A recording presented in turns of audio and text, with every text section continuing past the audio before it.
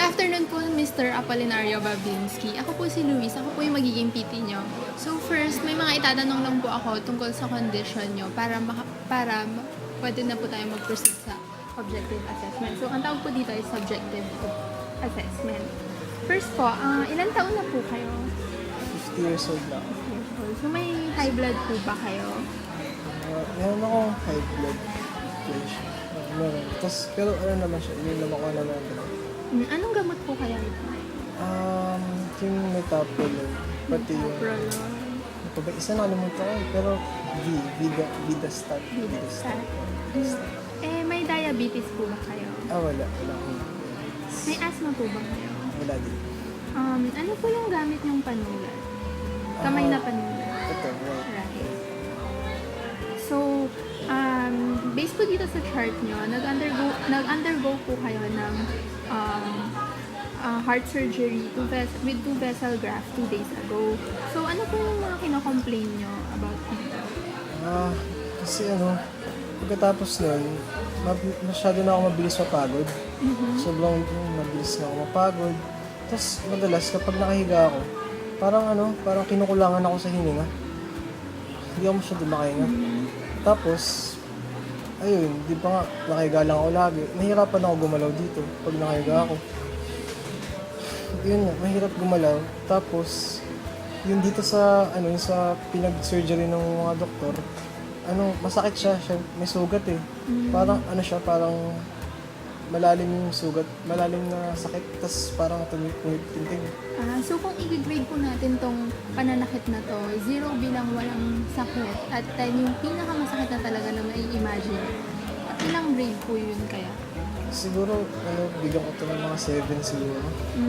So ano po yung nagpapalala sa pananakit na to na nararamdaman nyo? Anong mga activities yung nagpapalala? Kasi yun nga, minsan pag inuubo ko, bigla, parang sumasakit siya biglaan na lang, sobrang sakit na din. Tapos kapag tinataas ko yung kamay ko, kunyari, may kukunin ako ng bagay, hindi ko kaya kasi sobrang sumasakit siya. Ayun. Ano naman po yung mga activities na ginagawa nyo na nagpapawala sa sakit? Hindi ko naman ginagawa, pero wala, nagpapahinga lang kasi talaga ako para mawala siya, para dito sa mga tigot. Ayun. So, yung condition na po to, kailan po ito nagsimula, yung heart condition niya? Siguro, 1 year ago. 1 year ago. Ano po yung ginagawa nyo nung unang naramdaman nyo yung pananakit or kung ano nung... Kasi lang yun, gabi na. Tapos, natutulog lang ako. Wala, typical, galing ako sa trabaho, tulog lang ako. Tapos pag-gising ko, hindi pala ako pag-gising, parang nagising ako bigla. Nagising po kayo? Oo, nagising ako bigla. Tapos biglang sobrang sakit na sa bandang puso ko. So yung heart condition nyo po, kailan po siya nag-start? Nag-start siya last year. Last year pa ito. So ano pong ginagawa nyo nung una nyo naramdaman yung pananakit ng dibdib nyo? Kasi wala, galing ako sa trabaho noon, tapos wala, normal, kumain, natulog lang ako. Tapos, natulog ako. Bigla ako nagising kasi biglang sobrang sumakit yung dito sa may dibdib ko, sa may puso. Kung i-grade po natin yung pananakit na naramdaman nyo nun, 0 bilang walang sakit at 10 yung pinakamasakit na may imagine nyo, ilan po yung grade na yun? Siguro mga 10 siguro. Kasi gusto ko na kailangan ko talaga magpadala sa ospital nun. Sa sobrang sakit nun. So, gano'ng katagal po nag-last yung pananakit ng dibdib niyo? Mga 30 to 40 minutes yata yun. Or 1 hour. Hindi ko na alam kasi sakit talaga. Anong klaseng pananakit nga po ito ulit? Para siyang, malalim nga. Tapos, mabigat. Mabigat siya, mabigat. O mabigat sa dibdib. May ano pong ginawa nyo after nun, nung sumakit siya? Dinala kagad ako sa hospital nun. So, wala na akong ginagawa nun kasi sa sobrang sakit, di na ako gumagano, papahinga lang ako. So, ano pong sabi ng doktor nung dinala kayo sa hospital? Naalala ko, binigyan kagad nila ako ng gamot. Ano po kayong mga gamot na yun? Naalala ko yung isa yung metaprolol, yung ininom ko, Metaprolol. yung ininom ko pang, pang hypertension ko. Tapos, yung isa yung aspirin daw. Aspirin. Saka yung Clexane yata. Clexane. Clexane yata yun. Sige po. So, based po dun sa chart natin at saka yung sa ECG niyo po, nag-reveal po siya ng significant ST elevation which is caused by your myocardial infarction or heart attack. So, after po nito, ano na pong mga ginawa niyo? Parang di ba sinabi na nga ng doktor na yun nga yung sakit ko. After a day, or the next day, parang ayun na, surgery niya na ako sa puso. So, so after po nun, ano na po yung naramdaman niyo? Na-relieve ako sa Okay. Tapos, yung BP niyo po, kamusta po? Okay na po? okay naman yung BP. Mabalik. So, sa ngayon po, ano po yung mga gamot na tinitake niyo? Binigyan ako nung aspirin, Aspirin. tsaka yung letter P eh. Alam mo ba yung ganito? Prialta po. Prialta. Okay. Tama, Prialta. So, bukod po sa heart condition niyo, ano pa po yung mga condition na meron kayo? Kung sa puso, yun nga, yung alta pressure, tumataas yung BP ko. So, mga gano'ng kataas po yung inaabot ng BP niyo? 200 dati. 200? So, kailan niyo po na laman yung pagtaas ng BP niyo? Kailan niyo po na-discover? Mga ano naman yun, mga 2 years ago 2 years ago. Oo. So, ano pong gamot yung iniinom niyo? Ayun nga, yung metaprolol, tsaka yung isa ba? Yung letter B yata. Vidastat. Vidastat. Okay. Vidastat. So dahil po dito, yung BP niyo po, ano na po yung BP niyo ngayon? Madalas yung BP ko ngayon na normal, 110/80 na lang. So sa family niyo po, yung mga tatay at nanay niyo po, meron po ba silang mga history ng heart attack at saka hypertension?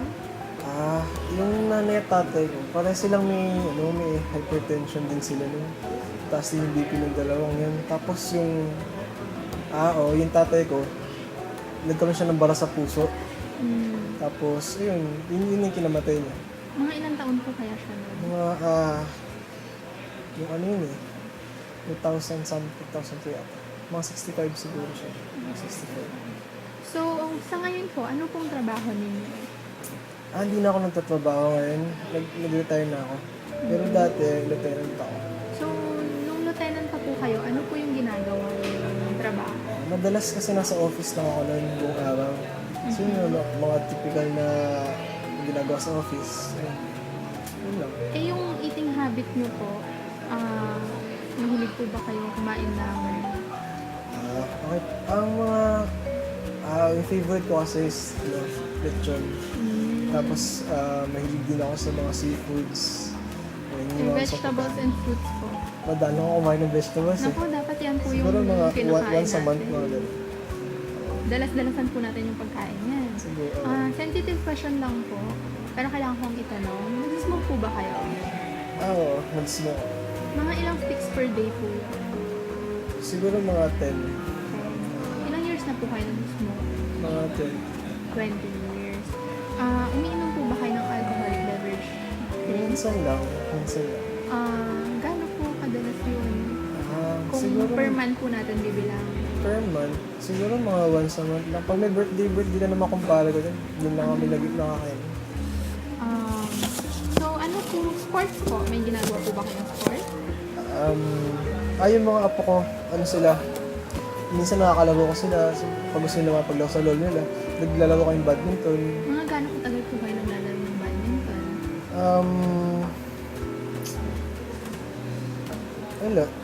Siguro mga saglit lang yung mga 1 hour lang siguro. Pero di ako masyadong gumagalaw kasi matanda na, hindi na masyadong kaya. So, once a week po ba to? Or ilang times a week po kayo naglalaro? Siguro mga Siguro sa 2 weeks, siguro mga one. So mga Once twice a every month. 2 Yan. weeks. So sa bahay po, sino pong kasama nila sa bahay? Yung asawa ko, tsaka yung, yung asawa ko.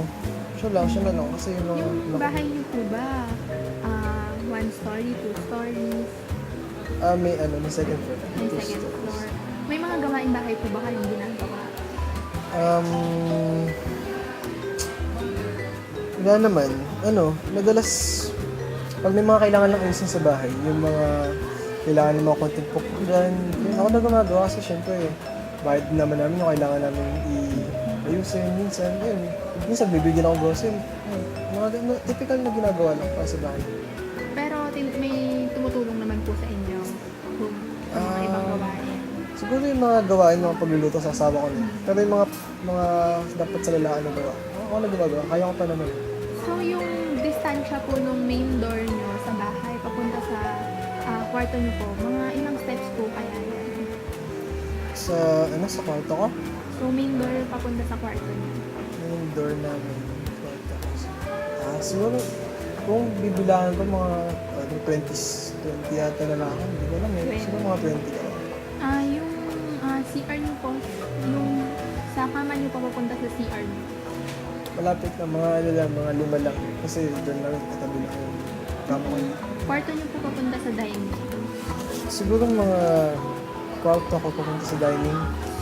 Mga 15 siguro. Kasi Mga ilang steps po kaya yung hagdanan nyo? hagdan. Mga 10 na ba? Okay, so last po, before po tayo mag-proceed sa mga iba pang assessment na gagawin natin, ano po kung yung goal nyo after ng PT session natin? Siguro gusto ko lang makagalaw uli ng maayos nang hindi ako nawawalan ng hininga. So, Mr. Babinski, thank you po sa time na binigay niyo sa akin. And then, babalik na lang po ako tomorrow para i-assess yung other assessment na gagawin natin. Thank you. Good morning, sir. I'm Caitlin and I'll be your PT for today. Sir, today I'll be just taking your vital signs before we proceed to the other assessments.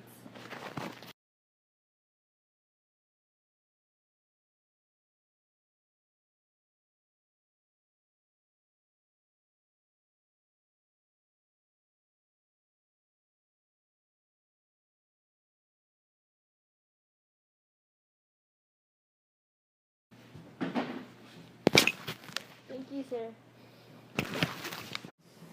Go. Good afternoon, sir. My name is Mary. I'm your PT for today. So today po, we're going to do gross range of movement in order to check the motions of your joints po. So the first movement po is ganito. Do this po. So, move ko lang po. Yan naman yung po, sir. Okay. Sagay na naman po tayo, sir. Then move ko po. Naman. Then, ano susunod? Ganito, extension. Hindi mo kaya. Sige. Ganito po, sir.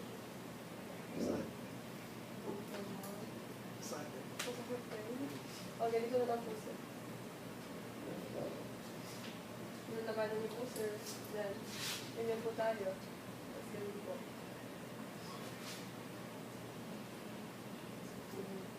Labanan niyo po. Converted naman po. Labanan niyo po. Ganyan po, sir. Labanan niyo po. Converted naman po. Labanan niyo po. Ano ba? Ganyan po tayo, sir. Off, labanan niyo po. Oh, bakit? Sige, okay ka. Then dito naman po, sir. Taas po natin yung paa. Okay, taas. Labanan niyo po, sir. Kabila. Kabila naman po. Labanan niyo po. Okay na. Pag-off naman po yung isang paa niyo. Labanan niyo po, sir. Kabila naman po. Labanan niyo po. Kabila. Palabas naman po, sir. Kabila. Labanan niyo po. Kabila, sir. Yan naman po. Next. Flexion. Kaya mo ba? Flexion po, ganyan po, sir. Paghirap.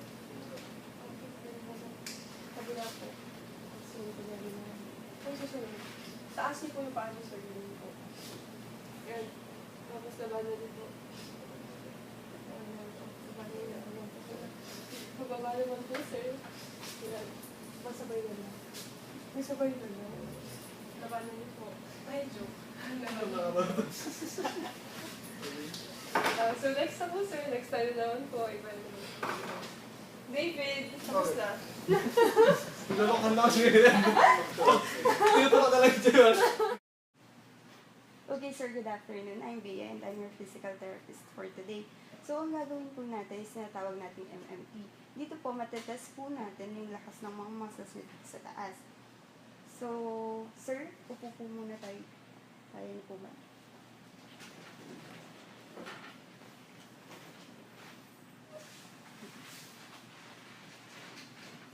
Ayan po. So, sir, ngayon po, ang gusto ko pong gawin nyo is iganto nyo po yung arm nyo. Tapos, magbibigay po ako ng resistance. And try nyo po na i-match yung resistance na ibibigay ko. So, ganun na po na. So, yung next naman po. Kabila naman po. Okay. So, ang next naman pong movement na gagawin nyo is ganun po.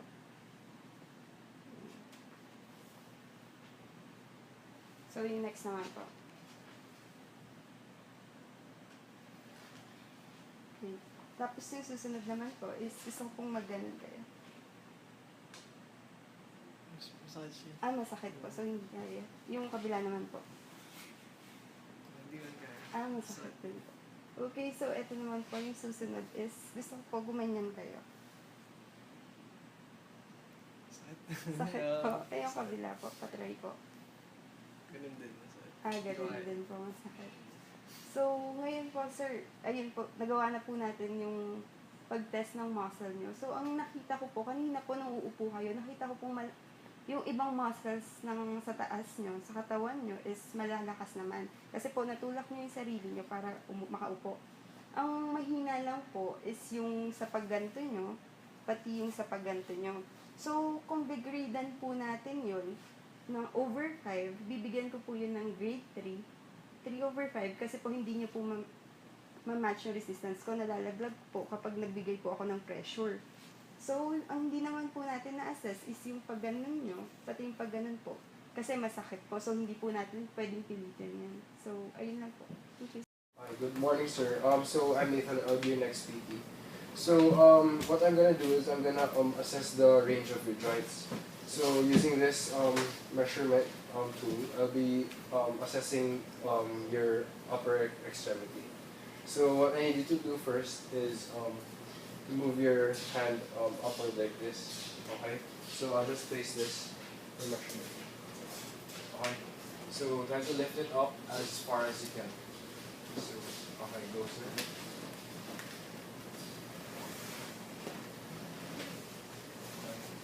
Is that as far as you can do? Okay.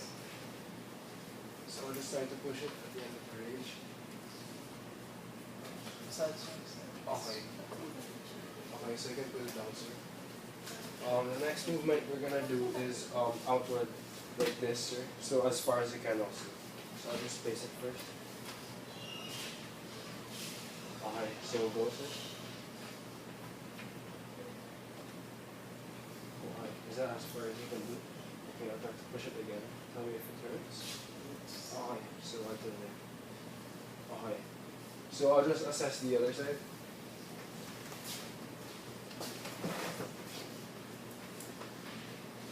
Okay. So the same movement, sir, upward for the right arm this time. Okay, go. Okay. So I'm just gonna push it a bit. Okay. Okay. Okay. So for the last one, we're gonna do again the upward movement of your arm. So I'll just position this. Okay, go, sir. Okay. So a little push. Okay, so as far as you can go. Okay, so we found, sir, that both of your arms have limited motion because of your scar here So you told me that it was painful, so we didn't move it too much. So that is not normal for now because of the pain, but it will be normal, back to normal after your scar heals. Okay, so that's all. Thank you, sir. Good job. Okay, sir, so we're going to perform, I'm going to measure how our chest expansion po, so we can know gaano ka dapat yung while doing breathing po. So, pwede ba i-angat ko lang po yung shirt. Okay. I'll tap you.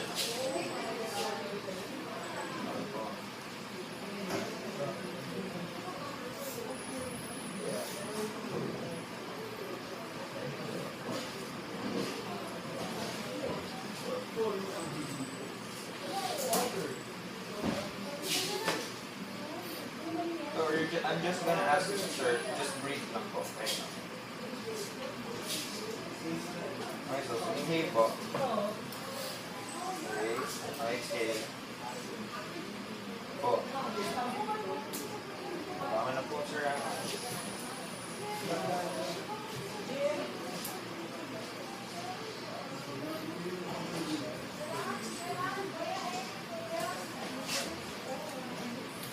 Sir, exhale. Exhale po.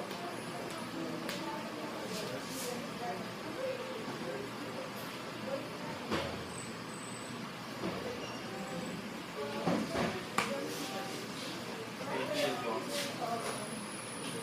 Exhale. Okay po, so sir, sa base po sa ating findings po, limited po yung chest expansion po, which means po, kasi you complain po that you have a hard time breathing, yung shortness of breath po. So, we're going to address that later in our interventions po. Okay, so. Good afternoon, sir. I'm Keaton, and I'll be your PT for today. So, sir, I'll be assessing the wound area. So, sir, can I ask you to lift your shirt so I may view the area clearly?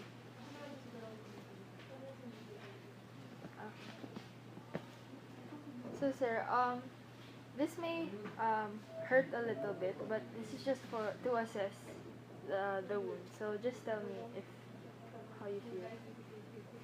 Ouch, it's It's painful. Okay. So, how about you? It's painful. It's painful. Okay. Don't touch So, so sir, from my assessment, you can put your shirt back down. From what I've assessed, the area around the incision site is still a bit warm, but that's normal at this stage. And on a tenderness scale, we have a thing called the tenderness scale, and you what I've assessed is that you have grade 1 tenderness around the periphery of your wound. So that's all, sir. So, good afternoon po, sir. I'm Bea, and I'm your physical therapist for today. So, ngayon po ang gagawin po natin is gagamitin po natin itong machine na to. Ito pong machine natin, tinatawag natin TransMed. So, gagamitin po natin to para po mawala yung pain na nararamdaman nyo. So, ngayon po gagawin po natin siya for 20 minutes. So, sa machine po na to, ang kailangan nyo lang po maramdaman is yung parang gumagapang na lang. So, aside from that, wala na po kayo dapat iba pang maramdaman. So, kung meron naman po kayong pain na maramdaman, sasabihin niyo po sa akin. So, ayun po. So, ngayon po, check ko po muna yung vital signs nyo. So, okay naman po yung vital signs niya. Stable naman po. Pwede na po tayong mag-start sa treatment. So, itataas ko lang po ito, sir. Okay din po ba?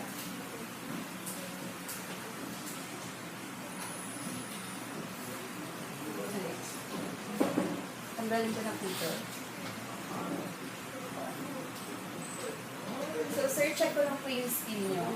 So, okay naman.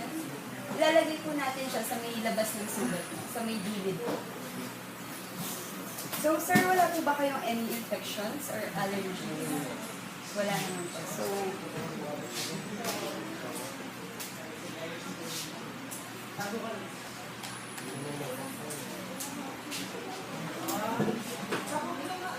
so, ito po, sir. Check na po yung machine kanina. So, okay naman. Gumagana siya. Nilagyan ko po siya ng gel. So, medyo malamig po yung gel. So, ilalagay ko na po siya. Help.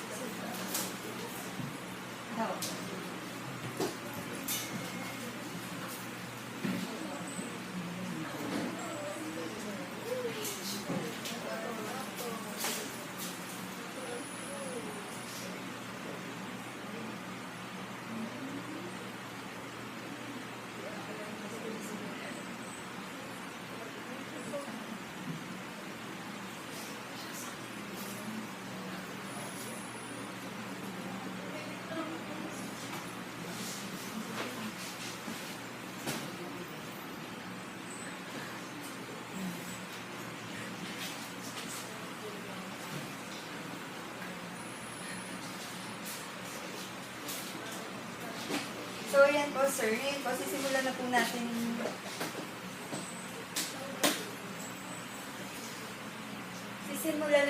yung treatment. Again, ang kailangan niyo pong maramdaman is yung parang gumagapang na langgam. So, sasabihin niyo po sa akin kapag naramdaman niyo na yon. Tapos, 20 minutes po to. So, kapag mga i-check ko po kayo, mga after 5 minutes or 10 minutes, sasabihin niyo po sa akin kapag nawawala yung ganung sensation or pakiramdam. So, okay na po. Magsisimula na po tayo. Adjust ko na po. Sabihin niyo po sa akin kung meron na. Meron na po ba?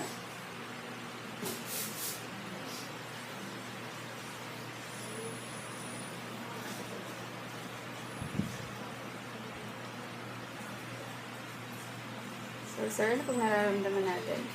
Wala pa rin.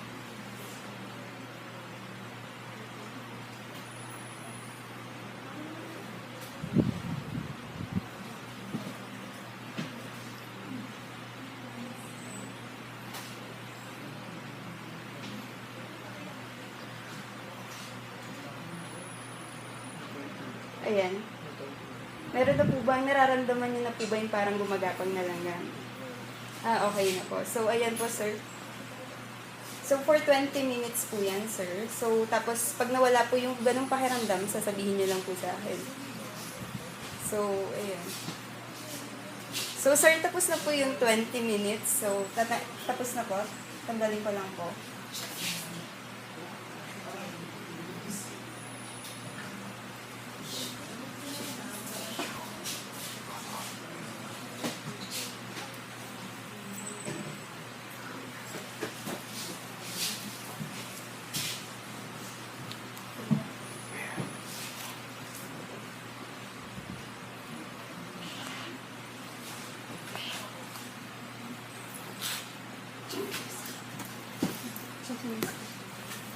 So, check ko lang po yung skin nyo. So, okay naman po siya. So, sir, ano pong nararamdaman nyo? Wala po bang masakit?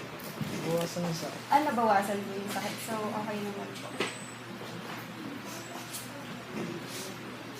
Ayan, sir. So, okay na po yung sa tense med natin. So, next treatment naman po. So sir, ako po si Reg ulit and we're going to do backrest elevation. So this is to gradually adjust the inclination of the bed po para we know that at certain levels po kung saan po tayo, yung blood pressure po natin okay.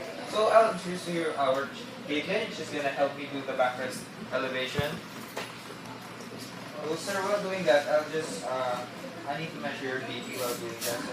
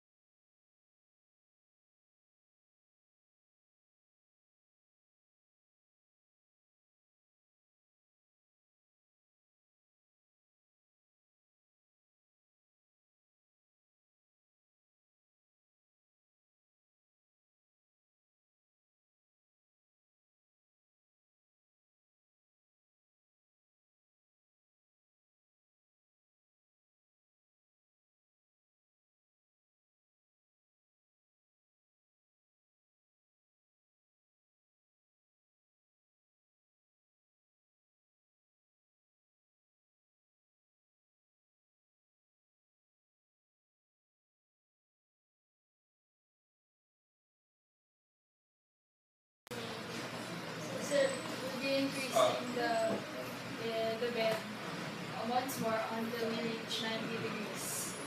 Kasi sir, nasa 30, gagawin po natin yung parang 90 degrees po, yung parang naka-long stick na po tayo. So sa next session po, we're gonna do that. So, okay sir, so we're gonna proceed to our next exercise.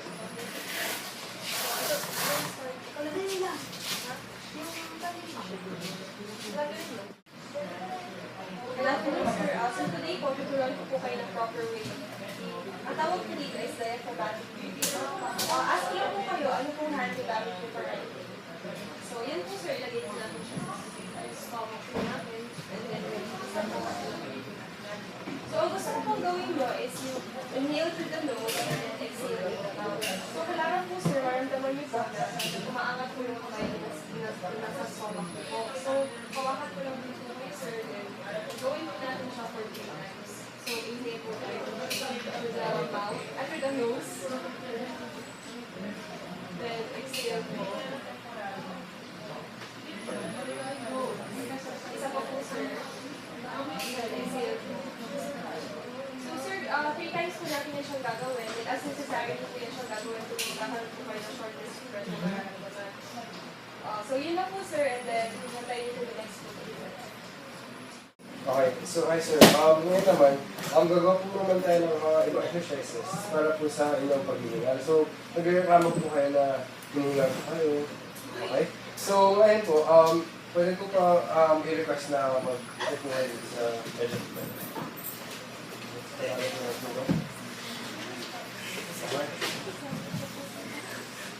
Okay. So sir, tuturuan ko po kayo ng isang posisyon para po mawala yung paghihinga nyo. So kung hinihinga po kayo, ito po ang gagawin nyo. Tulakaw po kayo ganito, diba? Tapos po, ilagay nyo po yung arms dito sa may inyong legs. Tapos po, medyo sumandal po kayo sa arms nyo. Okay, try po natin. Okay, ganun. Tapos, try nyo po na i-hold yung position na yun habang humihinga po ng maayos. So, regular po yung rate ng hinga, tsaka malalim po as deep as it can.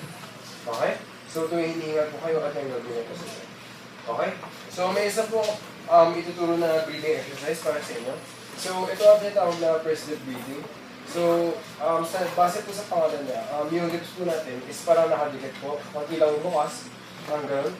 Tapos, mag-exhale po tayo ng hangin.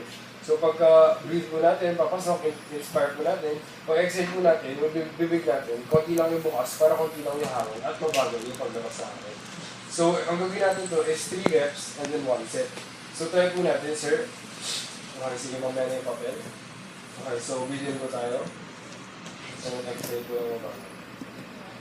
Okay. So, sir, importante mabagal yung exhale. Tapos, ito ang papel, ilalagay ko po sa harap ng mukha nyo. Tapos po, ang dapat na mangyari is, mabagal lang po yung pag-angat ng papel dahil po sa hangin. So, try po natin. So, inhale po tayo. Exhale po. Okay. So, 3 reps po ito gagawin. Tapos, 1 set. Okay? So, yun lang. Thank you, sir. Okay. So, hi, sir. Right now, gagawa po naman tayo ng exercises para po sa shoulders nyo. So, napansin po natin na medyo naka-forward po yung dalawang shoulders. So dahil nun ito sa hiwa na po dito, ay medyo masakit pa, naiintindihan ko po, kaya medyo naka-agad po yung position. Pero ang gagawin natin ngayon is called scapular retraction. Gagawin natin to para hindi po mag-tight yung dalawang muscles na dito, para po hindi tayo mahirapan gumalaw next time after recovery. So ang gagawin niya po is, since ganito po kayo ngayon, kailangan nyo gawin is i-atras yung shoulder nyo hanggang sa kung saan kaya nyo. Importante kung hindi sumakit yung dito or hindi mahila para hindi pumupukas yung incision. Okay, so try po natin, sir. Straight po tayo ng likod, upo tayo straight. Tapos po, i-try po natin i-atras yung dalawang shoulders natin. Okay, sa maximum po. Okay. Okay, sir. So, ang gagawin po natin ito, 5 reps times 1 set. Okay? So, ang gagawin po natin, so 1. Okay? And then 2. Then 3. 4. Okay po naman, sir. 5, last set. Okay. So sir, yung ginawa po natin ngayon, try po natin i-maintain na nakaganito po para hindi po mag-tight yung dalawang muscles nyo at hindi po sumakit yung muscles nyo next time. Okay, so thank you. Good Good afternoon, sir. I'm Kate, and I'll be your PT for today. So, sir, today I'll be teaching you how to do some bed movement transfers so that you can be able to move around the bed and sit in the bed. So, sir, the first first transfer I'll be teaching you is from this position to side lying. So, sir, I'm gonna ask you to scoot over to your right side. I'll be helping. Alright, that's good. And sir, can you bend this knee like that? Okay, good. And then, so sir, you said that it's painful to do any arm movement. So we're going to be avoiding that for this session. I'll just be helping you to pull your the upper part of your body up to the side, and then I'll ask you to swing your leg this way towards the left and use your trunk as well to rotate. But I'll be assisting you. So just put your arm across your chest. And then at the count of three, we're gonna be moving this side. Okay? Just remember to swing your legs. Okay, ready? 1, 2, 3. Good, that's good. Can you hold this position? Okay, so the next position I'll be teaching you is from this side lying to short sitting on the edge of the bed. So, sir, can you scoot your legs near the edge of the bed? Okay, and try to let them down. Okay, good. So, sir, use this arm to push yourself up into a sitting position. So I'll be helping you. Okay, and I'm count to 1, 2, 3. Okay, that's good. How are you? So we'll be doing this 3 more times, and that's for this session. We'll just be doing it for 1 set. And sir, in the following sessions, maybe we can I can give you less assistance, and the next time you can do it independently. So that's it for today, sir. Thank you. Hey sir, so sir, ang next ko natin gagawin is stand starter. Tayo na lang kung tayo. Gagawin ko natin before tayo.